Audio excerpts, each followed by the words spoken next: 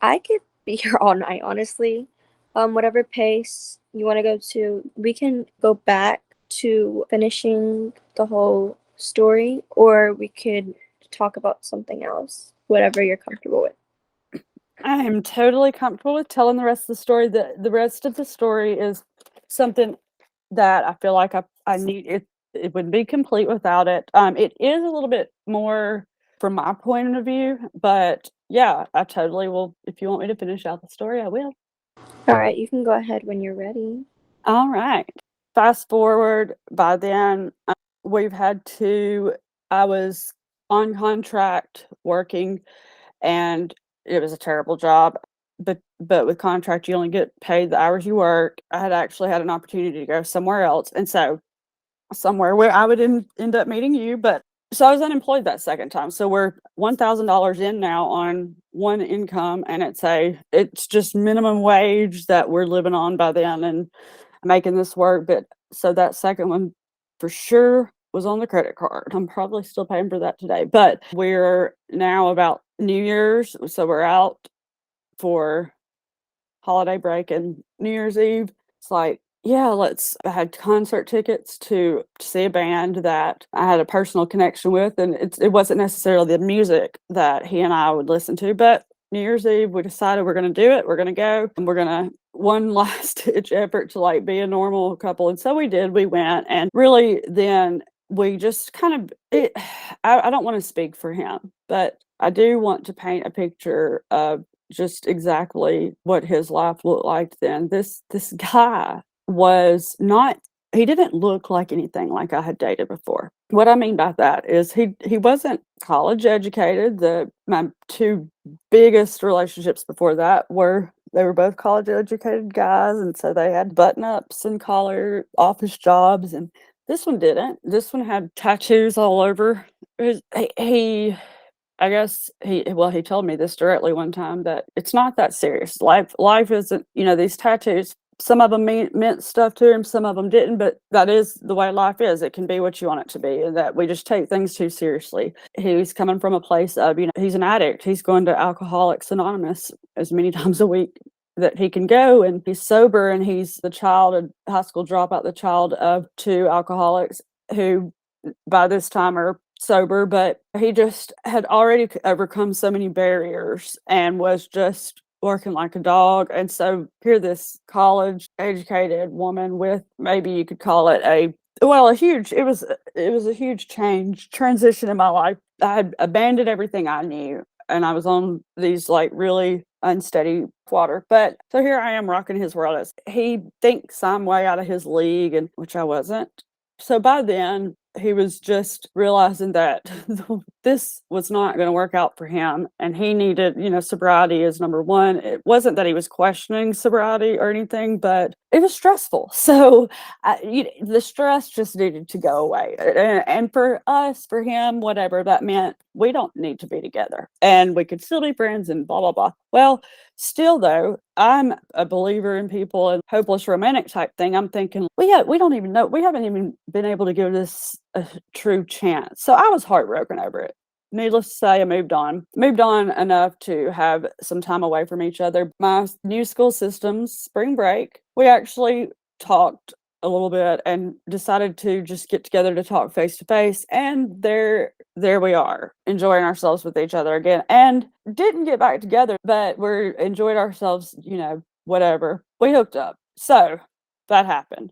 That's March. So he's still out of my life. Let's see, it was like June 30th, somewhere around June 30th. I took one of my friends to a concert in town, and we had the best time.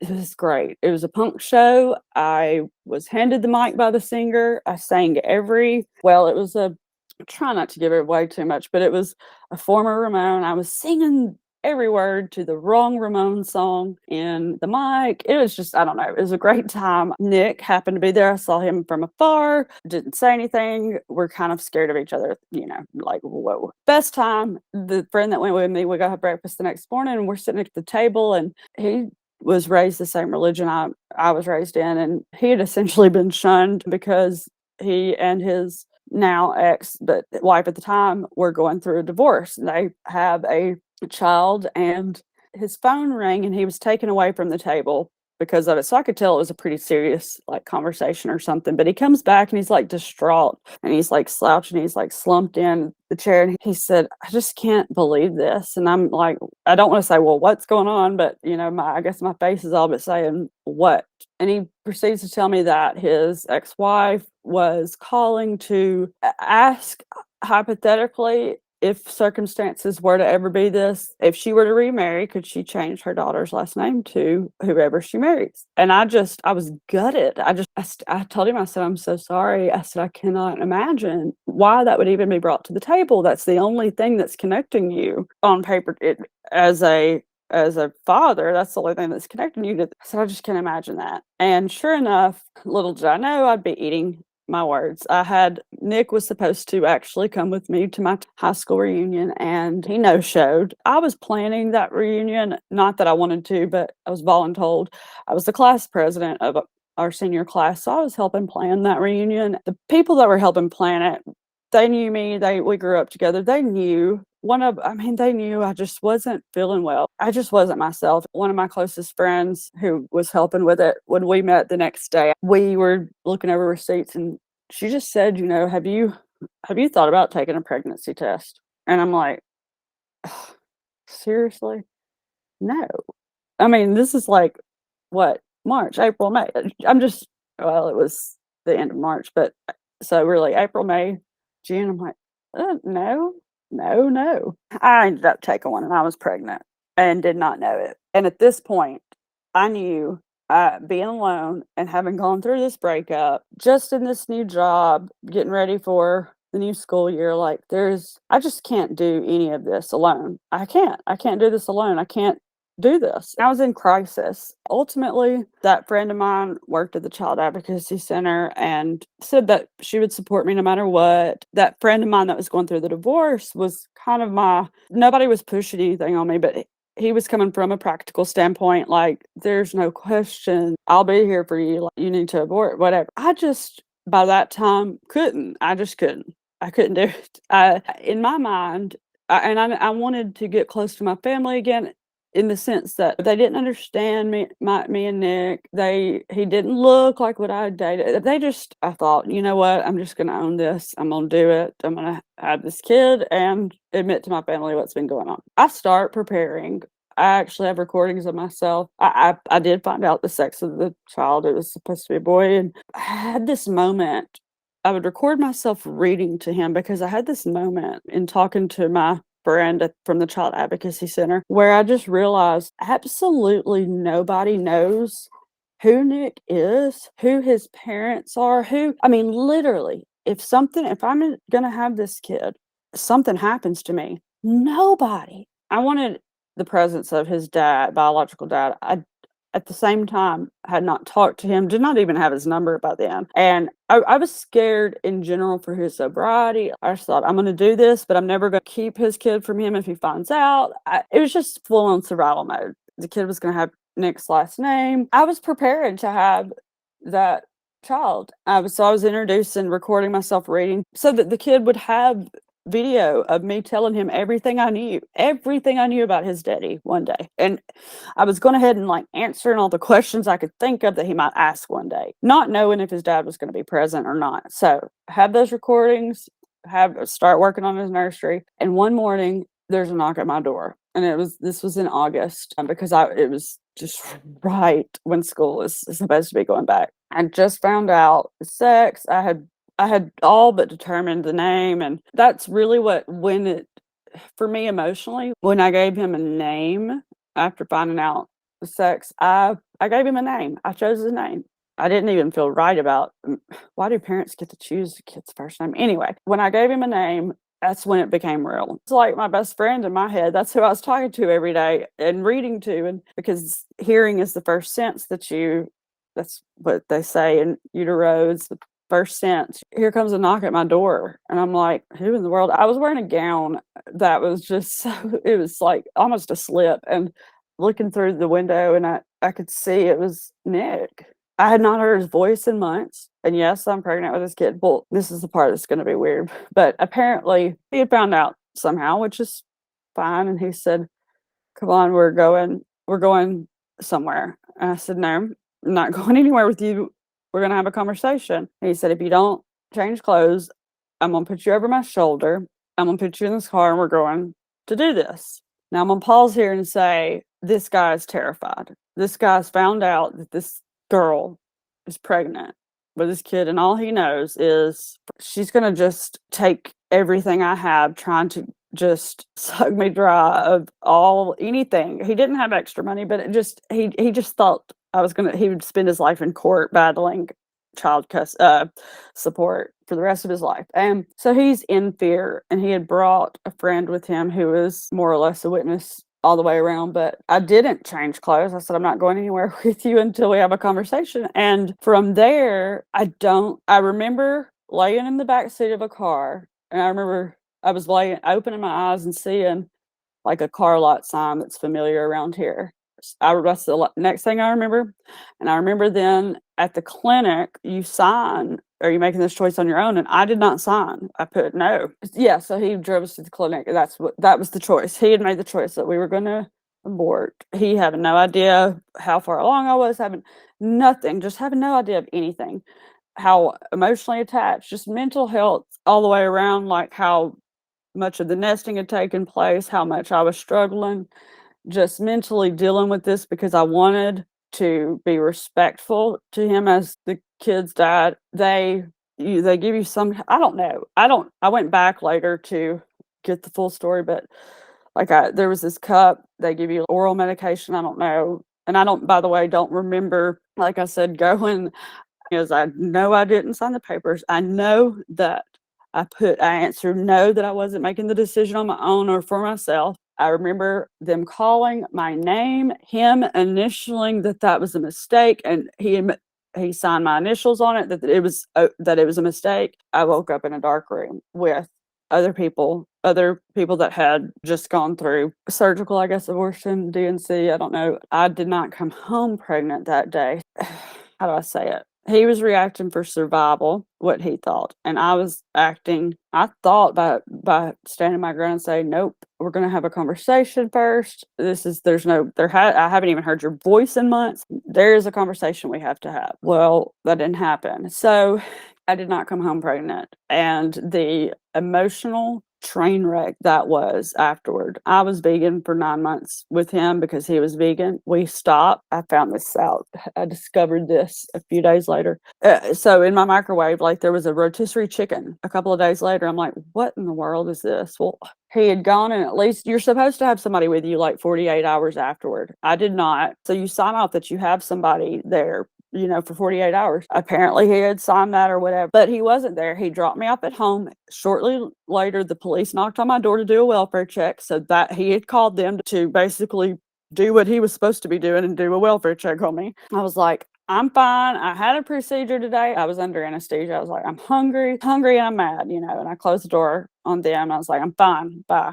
I went to the microwave, and there sat a rotisserie chicken. Oh my goodness, I haven't eaten meat in 9 months, and you have the audacity to get me a chicken. Pretty much, that's how it ended. But I will say this, I'm not proud of my lifestyle, if you will. I'm not proud that I'm not sure if his dad was going to be present or not. I'm not proud that I was in a situation where I wouldn't have had health coverage. I am so proud that I have gone through that, because I wouldn't wish it on my worst enemy. But I can say this, I have been a return customer as an educated white woman. And I'm saying that not to stick my nose up at people. I'm saying it on behalf of the people. I'm saying that to these white people, religious bigots, the Trumpers. I don't know. I'm saying it to the people who want to say that people use it for birth control. You know what? I am not the statistic. But I became the statistic just like anybody else did, and so could they. They could become exactly what I saw. You walk in, the 2 times that we went before, that is not a place. Nobody is sitting there and partying. Nobody's happy to be there. Nobody is, by the time you darken the door, that clinic, you've made the decision. The last thing you need are people waving baby dolls in your face and giving you no resources, no support, no help, but just shouting in your face that you are a murderer. The last thing you need is that. It is too late by the time somebody hits the door to intervene. So these people standing in this parking lot need to be doing something else. If it's because of their religion that they're shouting and screaming all this stuff, then they need to be opening up their doors to these mothers. If they want them to carry on and be pregnant and deliver and become mothers, they need to be. I don't see their doors open and them offering a place to stay. I don't see their checkbooks open to pay for college or health care on behalf of the mother and the child. I don't see the open hearts. I don't see the resources. I think back. It was a horrible trauma, a horrible situation that I went through. I don't want to negate that it was hard. But if our society cared about the mental health of people that are living, there would have been a conversation that day. And Nick and I probably would have come. I don't doubt that he and I would have come to the same conclusion together that we were going to abort that third time. But because of the way our government works and the way our society is set up, it is set up. I've watched it, I've lived it, I've witnessed it. It is set up to beat down minorities, to beat down people who are poor, to beat down people who didn't choose college, which is, by the way, not the only path. I've witnessed it. I've witnessed it in Nick, somebody that has beaten every single odd, who is more brilliant than, I'm going to get emotional, who's more the intellect that Nick has. For him, his high school counselor, to look at him as an 18-year-old and go, you just quit. You should just quit. What do you think an 18-year-old is going to do? So our state educational system not only failed him there, it's failing all of us. I don't care who you are. It's failing all of us, because you may not need it today. You may not be faced with what some of these others are faced with. But I'm telling you right now, you don't know what choice you would make until you do, until it does affect you, until you are forced to make that decision. For me, I would never want to go through it again. The pain of having those first two at home was awful. I don't wish it on anybody. I'm not trying to celebrate it. But if anything, I'm proud to be the one that, quote, doesn't fit into the statistic. I do have multiple degrees, and they say, well, educated people are less likely to, but you know what? They still can. My goodness, if anything, it made me a better human by having these experiences, because I got to see what other people who aren't like me, what choices or not that they have or do not have. I'm proud too that Nick and I, after after that day, it was like, we no contact, don't want to know each other, lose our numbers, we don't need to know each other's name or nothing. We were scared of each other by then. That was a terrible situation. And I'm proud to say that at least we're human enough to take a year to be totally not in contact, to both be in counseling and in therapy and working on ourselves, to ultimately later come together and make right with each other and live civilly moving forward. I love him dearly and he loves me dearly. This story to me is important to share because he is important. He is important, and our mental health is important. Your mental health is important, and the privilege that I have of being able to afford therapy or counseling is tremendous, but not everybody can afford that. And it shouldn't be something that it shouldn't be something that people need help. People need support. At the very minimum, the least we can do is work to get to a place where the people who are alive on this earth are supported by or protected by the laws in this country. I just can't. I didn't know this would make me this emotional telling you this. To sum it up, I after that year, my first year on salary at my new job, they knew I was struggling, but they didn't know why. I couldn't tell them. I couldn't express to them what was going on. I didn't know I was living it. So it was like, how do you tell somebody like, oh, I was going to have a kid and then had an abortion with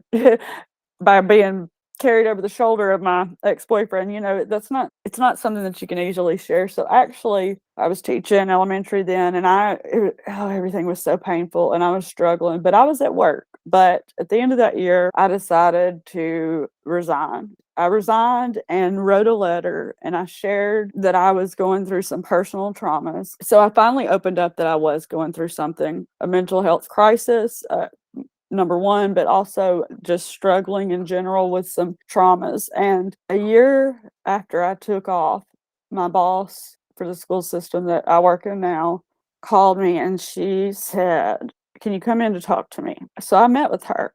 I told her about the last abortion, what that did, what I told her about it. And she said, "I knew that you were I knew later that you were going through something. I didn't know what it was." And she said, "I've called you. I hoped you were coming in because what you were doing for our school system was good." And she said, "But I think because of what you've gone through, that our middle schoolers need you. And I think that you're going to be able to help some of ours just having gone through what you've been through and being aware of the mental health aspect of things." So I said, "Okay, I'll do it." And so here I am about to start my 4th year with middle school. She was right.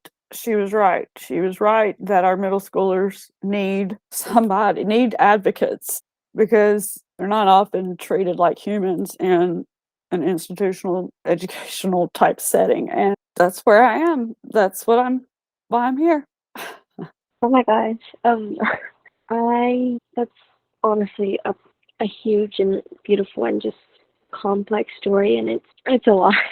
It is a lot. Thank you for sharing. Like, I just want like me personally, being your former student, you have absolutely changed my life for the better, and I am very privileged to have been one of the middle schoolers that you taught. And That means a lot. while the experiences you have gone through to be the person you are today were horrible and they really hurt you, but I'm in a way I'm thankful that you're the person you are today. I can totally agree with that statement. I totally understand that statement because if anything, what my experience did is it's just lit a fire in me to find and look and seek out the people who aren't like me and to try to learn. We are, as humans, we are much more similar than we are different. Your story, it really hits me because in the past I feel like a lot of students could relate to this. They felt discarded and unimportant in their environment, and people like you doing the things you do, it really changes how they feel. It impacts them for the better, and I want to thank you on behalf of everybody that you've helped. That it really means a lot. Well, I want to thank y'all for being, well, and you specifically right here right now, being so much more human than some of our adults right now. I feel like y'all are so much more human. Y'all are open, you're better practiced with having civil discourse. I mean, yes, I say middle schoolers, but it's teenagers, whatever. The youth right now are the people that are going to be taking care of us. And if we don't start listening and having conversations with them, we're losing so much. That's such a piece, I think, of humanity that we miss sometimes. That's why I feel like your voice, everybody's voice, but your voice is so important. And no matter who you are, your voice is important. And it needs to be heard because we have to start having conversations. And maybe I do have a regret. I am regretful in a way that it took me this long to feel that I could put my story somewhere. It was thanks to you and honestly, my students who are capable of having a heart, even if they don't agree with the person they're sitting across from the table, who's sitting across from the table from them. A lot of people are better for not just themselves, but for other people. Take you for an example. And though your regret is that you took long to share your story, but the thing is, you're doing it. It's better now than never, and it's amazing. It is amazing that we're here. Maybe this is similar to my experience, that we are living this trauma out and that we are going to come out on the other end in a better spot. I hope, but maybe that's what Yeah. it is. You know, this is a horrible thing that's happening, but where we are now, what we're doing, what we're sharing, it's important. It really is. We probably wouldn't be here without the whole overturning of Roe versus Wade. And So I'm sorry to get emotional on you.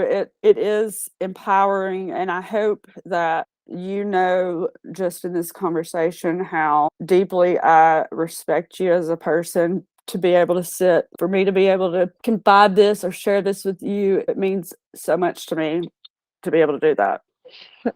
I was, I cried some bits. I'm a very emotional person, A but fellow empath, but I'm not emotional at all.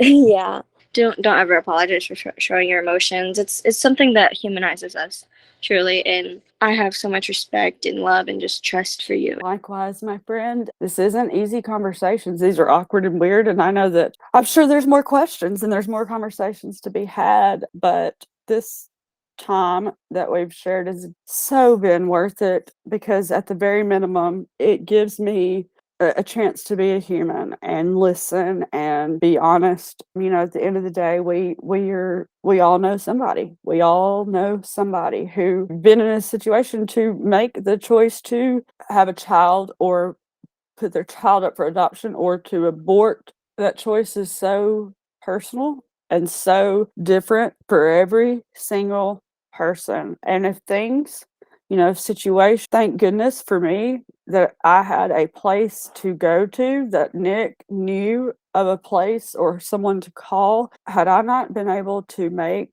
life would have been not what it is today. If anybody's listening and you're not sure what to do, please just know there are people that are fighting or ready to fight who are in your corner and will do anything to get us to a better place. Your story matters too, so let's get to talking and sharing with each other.